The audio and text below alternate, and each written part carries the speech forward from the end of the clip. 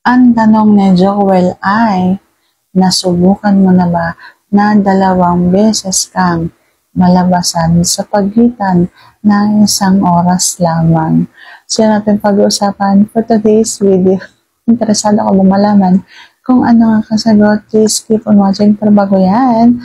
Kung bago ka pa lang sa akin channel, please consider to like this video and subscribe my channel.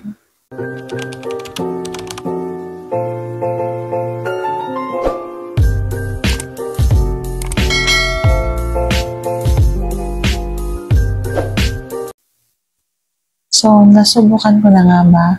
Ang sagot ko ay mas higit po sa 2 beses.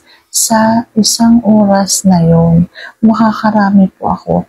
Kung ako yung babae na yun, siguradong nakarami po ako. Kasi kapag halimbawa masarap, hindi na po mahirap palabasin yung pangalawa, pangatlo, pang-4, pang-5, mga ganyan.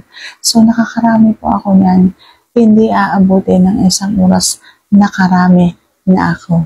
So, sa tanong mo na nasubukan ko na bang makadalawa, mas higit pa po sa 2 ang sagot ko. So, saan yung sagot ko ng tama ngayong tanong?